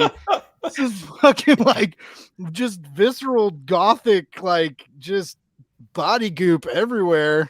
that's where kaiju, like the whole virus deal too, man. I mean, just like how it changes people, and like it's so fun reading like virus stories like in the throes of a pandemic. Like it's like watching Twister when like there's a really bad storm outside and you're like, oh yeah, like I don't know. I'm a big fan of just the dread that it builds. I mean, Yeah. really any story that can impact me and like make me afraid to turn the page. I mean, I think the only book that's done it better is Dead End Kids. But I mean, it nails that feeling like no other book besides that. And I've always been a big fan of that. It literally takes like old style Toho style kaijus and makes them terrifying. This book does, which is something I never thought I would say. I didn't think anybody would ever be able to pull it off, let alone in a Western studio. I figured like if anything, it'd be some crazy ass manga that Junji Ito would do or something. But like no, some out of left field, some Image book comes out and just wrecks this whole like subgenre of sci-fi, which is great. That's a good way of putting it. Like if Junji Ito did a fucking kaiju book, God, that'd be dope. Hey, I know you're out there listening, Mr. Ito. Yeah, he's our biggest fan. Take your American boy's word for it and make us one in kaiju comics. Yeah, but in the back when you read the like his afterward there, he explains a little bit how his approach and everything, and he did say that Akira and Devilman were big influences for him when he definitely see the Devilman then, because of just how twisted and messed up the endings of each story arc are. That's right out of that manga. Yeah, and he mentioned another one. I can't remember what the third one was. I put the book away now. Whatever.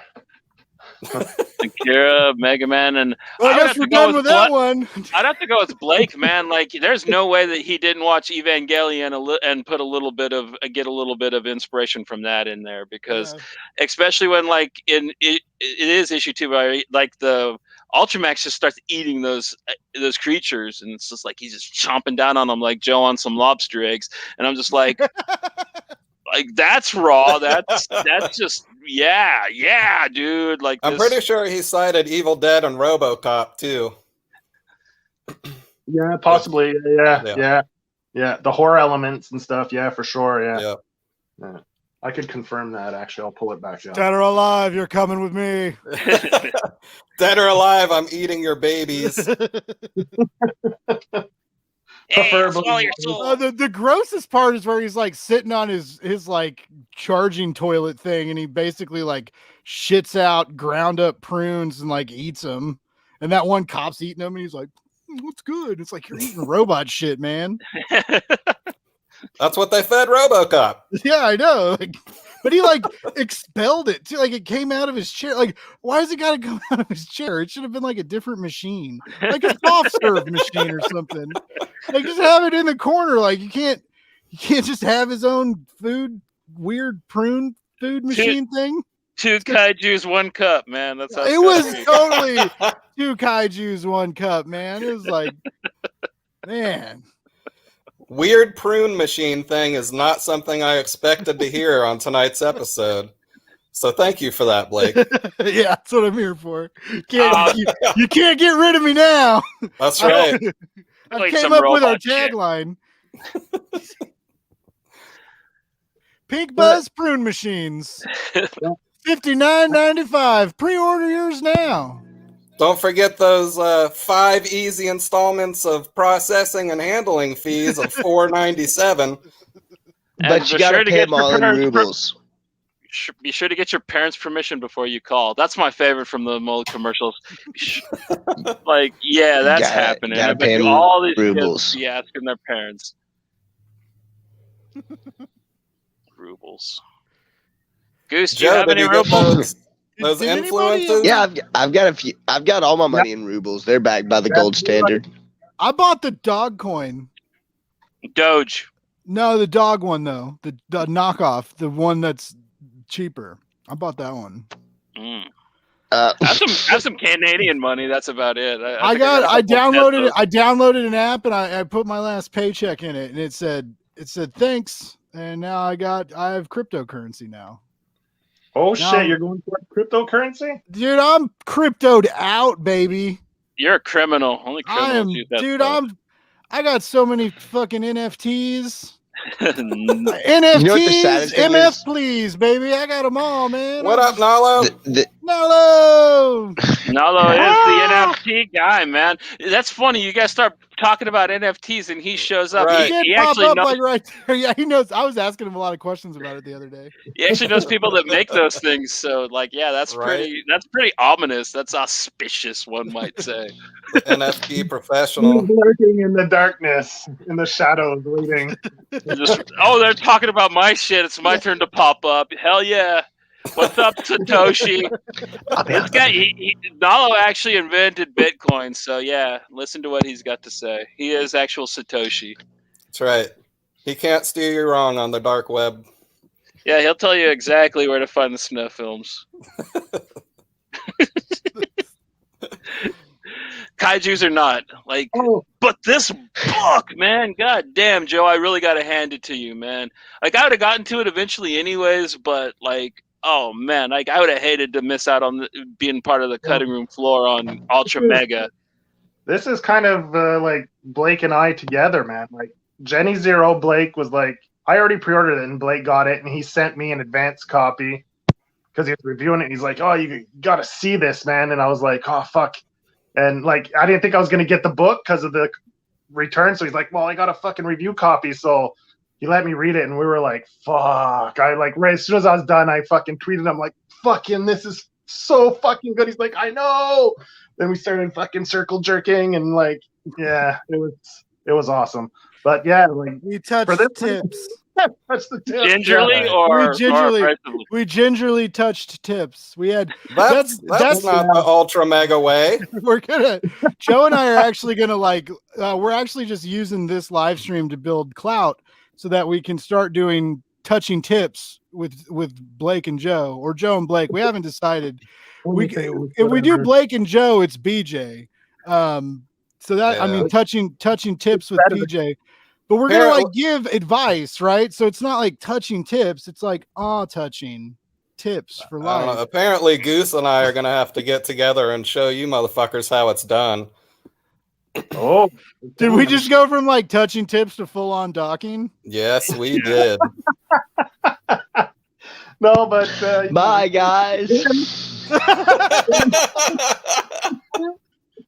And then I fucking read Orphan in the 5 Beasts. I was like, anyone read this? And then Matt's like, fucking right. And I was like, ah. And then we fucking, I think one night we're on the Discord, and I think we talked about it. Yeah, we talked about it for like 2 hours. Then I immediately, as soon as I got off Discord with him, I got on and I fucking cast the movie for fucking Orphan in the 5 Beasts. I put my I didn't see that. Who's Hey. Orphan Mo? Yeah, come on, lay down the cast really fast, then, man. If you remember most of it. Well, Bruce we already Cam- said Campbell. Yeah, Bruce Campbell is the sensei. Mo would be Aquafina. Okay. The Thunder Thighs would be the dude from Orange is the New Black. The big beefy guard who gets shot in the eye and dies near the final. Jason Biggs. Fuck it. I wish I had it up, but anyway, he looks just like him. Yeah, he does. He would be Thunder Thighs. Who else did I have? The Sensei, Mo, him. Oh, Gilbert Godfrey, obviously, like I said before. Was the I'm Duma? not going to say who his character is, but anyone who's read the book probably knows exactly what I'm talking about. Yes. There was someone else I cast. Oh, Sam Raimi as the director, obviously. Right. But I'd go back in time and get Sam Raimi right after he did Evil Dead. Yeah. I don't want Sam Raimi now. I don't want him. I want him before he did Spider-Man and all that stuff. I want to get him raw. I want that raw with the practical effects, but not like he didn't go try to make it too polished. He knew he was limited and he worked with it and he had fun with it. I think that's what this would need. And who the choreographer was the dude. I think he's the dude who played in Deadly Class. I think that's the same dude, no? I think you might be right. Yeah, he's the actor who played the teacher in Deadly Class. He's a choreographer as well.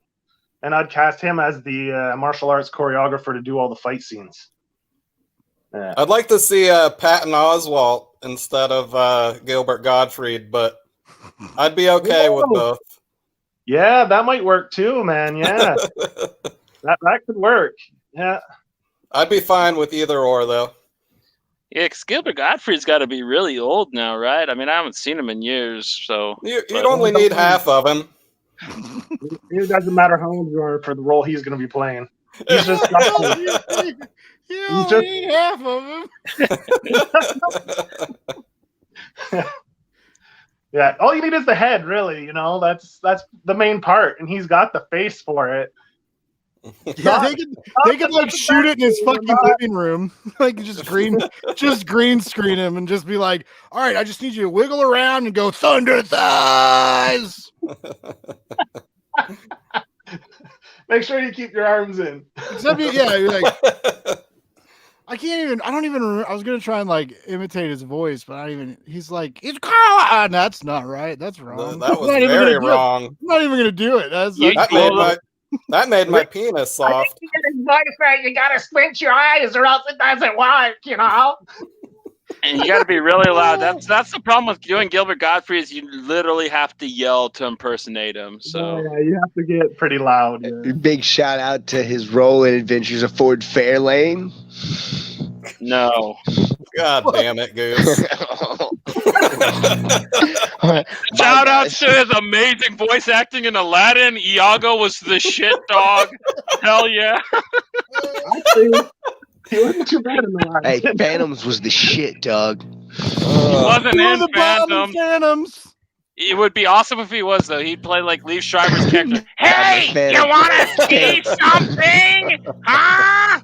Yeah, I can see. Phantoms was the shit, though. So was Reindeer Games. He used to be in like My Little Orphan or whatever it was called, like the one about the little kid who was an asshole.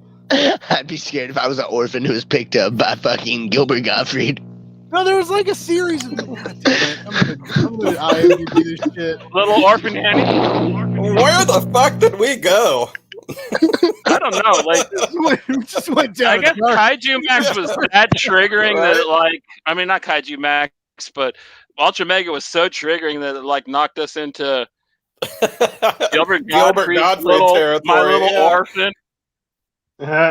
Chase is over here like fucking backing up some Gilbert Gottfried fucking problem child. That's it. That's the problem child. Next, you're gonna tell me you're not a fan of fucking Pauly Shore. Kid had no fucking parents, man. I'm pretty sure. Anybody that's not a fan of Pauly Shore, they got the right to leave this show right now, buddy, because we're all friends of fucking Pauly here. You gotta do it better. Another classic, baby. Him and Junji Ito have VIP seats to the show. Just think of those two working together, dude. Junji and Pauly Shore teaming up together. Yeah, sign me up. Sign me the fuck up. I just see Junji Ito. Yeah, buddy. I could see Pauly Shore being like one of his snail people. Like, yeah. from Right? like, there were cracks like in the fall, buddy. Don't trust spirals, buddy. Yeah. Can't do all these spirals, man. Can't do that it. does not surprise me, Mel. You got a nerdy crush on Pauly. Good for you. Yeah, buddy. We all have crushes on Pauly Shore because he's in the army now. Yeah, he's not an inbreeder. Yeah. What does he look like these days? Like, has he aged well, or I think he still looks the same. No. It's absolutely. No, there's a movie. It's called Pauly Shore's Dead. It's Dude, so that good. came out Yeah, 15 that years was a ago. long Yeah, time 20 ago. years ago. Yeah. Well, he Pretty still sure looks like What year is it? Pretty sure his face had already melted off by then. he still looks the same as he did in that movie. Basically, he's just kind of gray and like I don't know. He looks a little older, but you could still tell it's Pauly. Like I saw him on VH1, I think. Yeah, I'm pretty sure it's VH1. I think that's the only place he can land on TV these days. I didn't even know VH1 was still around. Big VH1 will never F's go in the away, chat man. for Pauly Shore. Isn't VH1 the name of the shot you get to not get sick? I thought it was like a hair shampoo, like Alberto VH1 hair treatment. VH1, or no, it's a juice. It's like tomato juice. Yeah, it's the health food people eat That's it. VH1. Did you guys see God that? damn it, Goose. The third issue of Orphan is only dropping in June, man. What comes out in June? The next issue of Orphan only drops in June. Because James Stucco's waiting for Pauly Shore to fly out to help him write. Yeah, he's got Pauly Shore and Junji Ito are flying out to help make issue 3. Like That's right. he was like, I don't know how to top it. Like I already squashed a horse with this guy's mammoth thighs and had a thing come out of him and it was Gilbert Gottfried. Like how do I top Gilbert Gottfried tumor? And they're like, we'll figure it out, man. We'll get locked in the biodome and we're gonna eat Cheetos and hang out in a fake jungle and figure it all out, man. That's when I decided though that I think that Orphan is probably going to be my favorite Stocco book. Is when the little version of him started growing back out of the legs. That I don't know why that was so funny to me, but it was. Like Dude, I was like, what the fuck is happening? Like I was all about it. I was like, fuck yeah, but I was just like, I was like, oh man, she sliced that motherfucker up. He is done. Nope. No, he's not done, Blake, you stupid motherfucker. Should have known. It reminded me of the scene from Men in Black where Will Smith blows off what's his name's face, and then like his head pops back. He's like, I hate it when you do that. That Tony Shalhoub, is that who's playing that guy? Yep. Yeah, it was Monk. That's what reminded me of it. Tech Sergeant Chin from Galaxy Quest. He's a good actor. I like Tony Shalhoub. Shout outs. Another VIP of the show. Big fans of the buzz, those guys. Yeah. Big fans. They're number one fans. Number one fans buds. Yeah. Wait, what? Buddy. The number one fans buds. The fans buds. The number one fansbuds.com. So Blake, you've been checking out Only that buds. Jupiter's Legacy show, man. What's that about? How groovy is that? It's dope. It's only 7 episodes. That was kind of a bummer. So it was like over faster than I thought. And but it was really cool. I really want to read the comic books now, but yeah, it's so I get off on weird cape stories these days. Like Project Patreon is really cool. Commanders in Crisis, which are actually both Steve Orlando books, but just like this idea of like, yeah, fucking superheroes aren't all Boy Scouts, and like, you know, like they get weird, like The Boys, you know, like I like these alternative cape stories that are often indie and, you know, use these mechanics that these cliches from the big two and turn them into something fresh. And I think that's kind of what was going on here in Jupiter's Legacy. The production values like off the chain. Like Netflix spent some fucking money on it. It's really beautiful. There's this really awesome fight scene in it. I mean, the big fight scenes with like the multiple heroes and the big bad, like those moments look just as good as the MCU has looked. I think they just had some really cool cinematic, goodies in it, and there's a lot of good drama.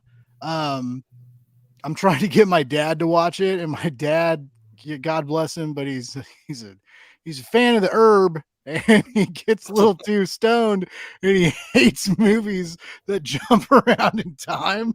He'll fucking quit watching them, man. He'll be like, "Nah, man, now they're started here, now they're there," and I'm like, "God damn it, Dad! Like it's everything does this now, man. Like you got to just go with it." And he's like, "I get confused." Yeah, get your dad fucked up and show him Primer.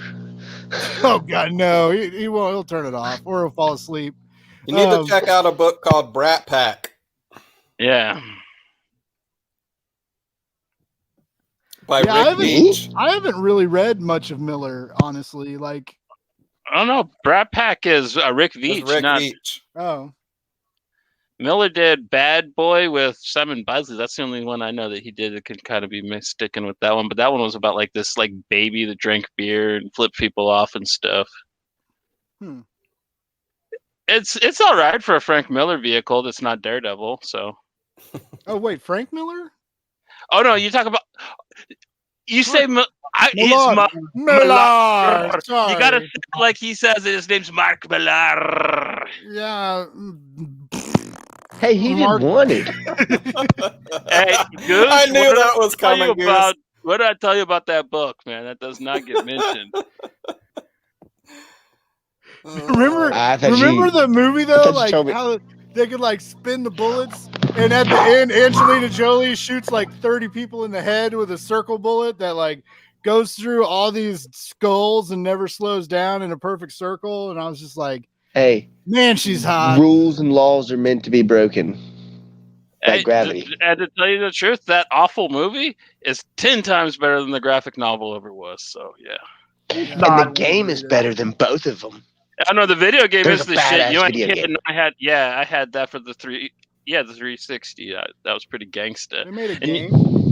Yeah, and you can Yes, actually dress sick as as either fuck. the comic book character or as James McAvoy, which nobody wants to be James McAvoy, so everybody just dressed as the guy from the comic book in the black. Oh, be I glad. bet you won't Be be glad James Dakota McAvoy, but didn't you're hear you're that. all alone on it. Dakota's a big James McAvoy. Like in the camp of him being a heartthrob. That's her celebrity. That's her celebrity one, which is it's better. My ex's celebrity one was Vince Vaughn, and she told me that, and I was like, "Yo, this is over. I'm done." I can't compare to Vince Vaughn. I'm way better than him. But yeah, I like James McAvoy. Okay, I just like if I was gonna have to play as him in a video game, I'd rather not. You know what I mean? Like, let me play as at least Angelina Jolie, so I can have a nice view while I'm playing. But Then played Tomb Raider. Pixelated titties. I don't want to play Tomb Raider. I'm playing Wanted for a reason, Goose. If I wanted to like die by wolves and not be able to hang on to ledges, like that's it's not Wanted. You know, she Then can't you hang should on to just ledges enjoy because she's real got life. that massive rack. It just like gets in the way. Them That poor triangle woman. titties. Girl, give me them polymorphs. Jesus Christ. Do y'all Right? remember When the did this codes you turn could put into in a to make her Madonna naked? video? She's got the gap teeth. Like Bill Paxton. Star of Tyson. Aliens and Terminator. I would say And Predator 2. And Predator 2 and Twister. Don't forget Twister. That's a masterpiece. Twister is a solid Ooh. movie. The only good thing to ever come out of Oklahoma, the movie Twister. So yeah. And you, Johnny. Hey, Oklahoma is I'm not from here. okay. I just live here, damn it. Like I ain't from here. I'm from Oh, come on, California. you Okie. Yeah, you done got You're an looped Okie. in. I remember when that movie came out, and I never fucking heard of like tornado classifications before. And I fucking grew up in Kansas City, Missouri, right? I live here. I live in the Midwest. It's like tornadoes everywhere. Fucking shit tornadoes in Kansas City. And we fucking like I saw that, and anytime I heard thunder, I was like, it's an F4. Like, oh god. You're just We're measuring gonna it. die. You're just measuring it by how many cows are in the air. That's a 1, 2, 3. We're fucked. All right, Yeah. we're fucked, everybody. Bye. Well, no, they measure it. They measure it. The F is how many farms the tornado is torn up, and it's usually like if it's only 1 or 2 farms, that's F1, F2. There's 5 farms because that's the max. They don't have an F6. There's never been Oh. 6 farms. Never been 6 farms. I thought it was how many No, fucks. that's they the get. rule. But No, dude, they give 0 fucks, Blake. They're all F0s. Like This is- F0. Wait, this that's is- a video game. this has been a hell of an episode, man. We bounced all over the place. We've talked about some really solid books. And we're almost out of time. We got about 15 minutes left. So I kind of wanted to go back around and see if anybody had any last thoughts or things to say about anything we've covered tonight. Starting with you, Joseph. Yeah, You got any? I don't think it's a coincidence that these 3 books are the books we talked about. Like, I mean, they're very similar in certain aspects. They got all Giant of them people in them. yeah, pretty brutal. The art was beautifully, like, just beautifully done in all 3. I mean, I think this gives you a good idea of the type of shit we like. You're right, you know, like, I mean, What's not to like? If you like B movies, if you like kung fu movies, and you like anime or manga, go pick up these 3 books because there's a little bit of everything in each one of those for you. So go pick those 3 books up, man. Won't go wrong. Oh, and one thing I want to ask Matt, man, did the Beast come in yet? No, I'm still waiting, man. Trust me, you'll be the fucking first to know. Should we do an episode on that movie? I don't know if anybody's gonna be able to find it. It's this really interesting 70s European horror film that Joe told me and Matt about a beast. It basically sounds like what the Clive Barker Rawhead Rex film should have been, but wasn't. So it's slightly erotic, neurotic, and probably really cheesy. So it looks great. Yeah. In other words, it'll be like my favorite movie when I get it. Check. Blake, Yep. what's up on your last thoughts, man? Oh man, I don't even know. Yeah.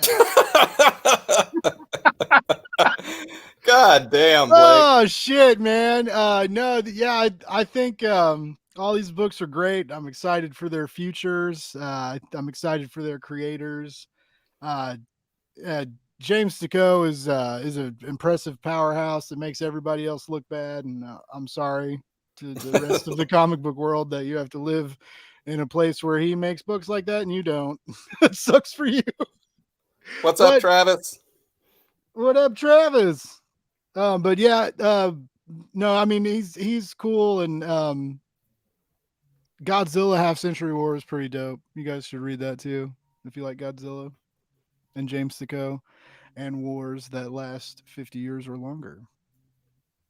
Right. Goosey. I just fucking yeah. No, I don't have anything. I don't have anything else. That to was say. super enthused. Yeah. Goose, do you have any coherent thoughts that could make final statements by any chance? I do. I think that we all made some really good points. I'm kind of in agreement with Joe on how all 3 of these books had kind of a slight connection. Jenny Zero was absolutely dope. Like I said, I'm going to have to dive right back into Ultra Mega. However, Orphan and the 5 Beasts, is it Stocko or are we going Stoko?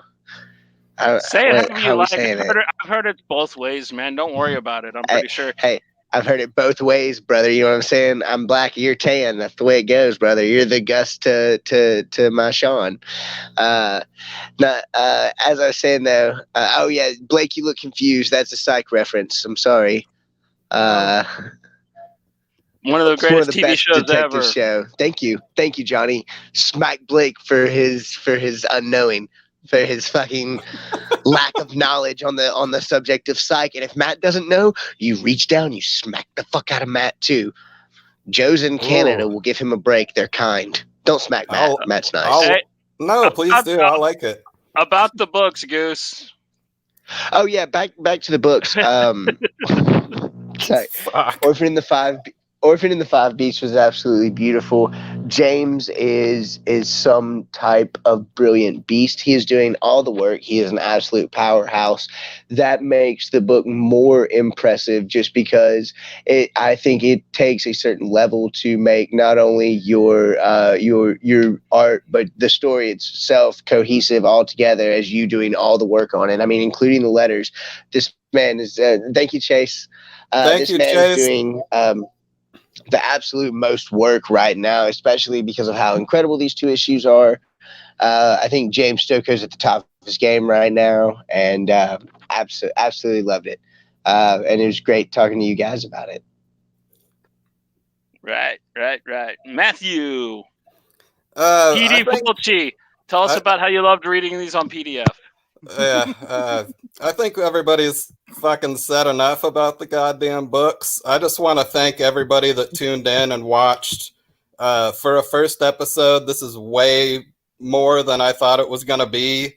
So thank you to everyone that viewed and participated. Love you guys. Yeah, I thought it was just going to be my mom. And she didn't even fucking show up. That's cool. I know. I'm the one that invited her. I know. It makes me even more mad.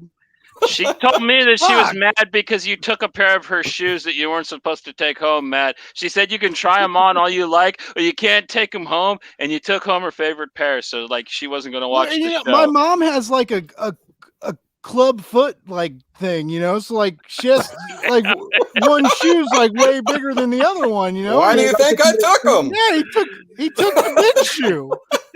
It's hard. That's to why get they the call her big Biggie shoes, Smalls. Man. Oh no. I like want to just end again on thanking Joe for Ultra Mega. Like, I did not expect a book that was going to scar me with it, and I appreciate the hell out of that. I like when I find something that can literally affect me. So yeah, props to the guy that created that, the guy that writes it, draws it, and yeah, I can't wait to read more of it. Next week is due, Blake. Yeah, issue 3's on Wednesday. Nice. Keep an eye on blakesbuzz.com. I'll post a review probably a day late because I'm lazy.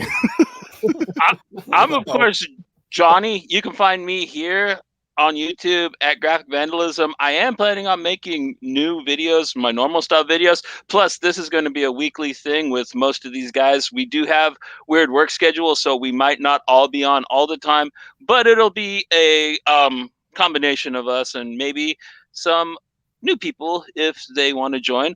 But where can they find you at, Joseph? And what are you planning on doing? What's your dick pic for the week? If you want to explain that to people really fast. Well, it's on hiatus for now. I didn't even get the fucking last boat done, so it's kind of. I was supposed to do a Godzilla one, but yeah, that didn't happen. It's still in the works. You can find me at 00 Joe Pocket on Twitter. I'm on Instagram too, but I never use Instagram, so don't bother. So just stick to the Twitter. Yeah, so if you want to talk about anything, I'm open for discussions with anything, even on how you're supposed to kill a lobster before you boil them. So, like you cut its head in half. You don't kill it. Slice it. You don't kill it. You just throw it in to boil alive. That's how you do crawfish. Fucking savage. You guys are evil, man. Like, Blake, tell these people about your beautiful, beautiful blog page, man. Oh, man. Yeah. You can go to blakesbuzz.com where I post a lot of reviews and some news and occasionally an interview. We got a good one going for next week. A little sneakles peekles. We are going to drop a review for Penultiman, which is a really fun comic by Ahoy. And it's wasn't ready to talk about that. So yeah, we'll talk about Penultimate. I can't think of the fucking guy's name. Shit. He's the president of Ahoy. Tom Payer. Yes. Payer. Oh, thank you. The Tom salt Payer. of the earth. He's the salt in my wounds. Sorry. I'm a big fan of John. I thought he said the salt of my womb. I'm a big fan of John Layman and John Layman's. Guys, I gotta get out of here. Some pizza just showed up, but it was a very rad first episode. All right, go on, you Ninja Turtle. Go put some peanut butter and some M&Ms on that shit. Yeah, 30 Don't forget the minutes. anchovies. Gotta get some sauce. Oh, but if anybody's looking for me before I leave, you can find me on Twitter at 40ounce_goose, or if you don't want to see my shitty takes on everything, you can just go to my straight comics account, which is at Herman Glob. After it's a Glob Herman fan account, and it's fantastic. I'm just gonna talk about comics there. Y'all can find me there, and hope to see you guys again. Thanks everybody for coming out. It was rad. Love you guys. Bye, Juicy. You can also find him in the creepiest field in Texas that you can find, giving out joke books. Yes. So yeah, any dark in field, vans, baby, down by the river. If you believe hard enough, Goose will appear with a joke. You gotta believe if you want to achieve, baby. Bye, guys. Bathrooms at truck stop. Matt, where can they find you at, brother? You can either find me stealing Blake's mom's shoes or in Joey Pocket's basement. I mean, that's pretty much the only two places I visit nowadays. So, Good luck with that.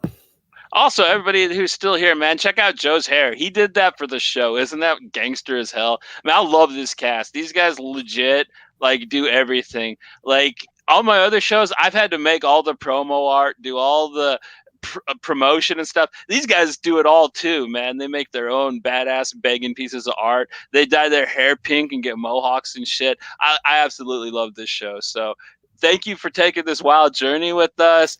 And hey, this is Graphic Vandalism. Don't stop reading, people. We'll catch you next week. And we're going to be out a little early, but expect next Friday to be banging because this was a really, really positive test experience, and I'm so proud of everybody. So have a good night, man. Happy weekend, party people. Good night, Later guys. all.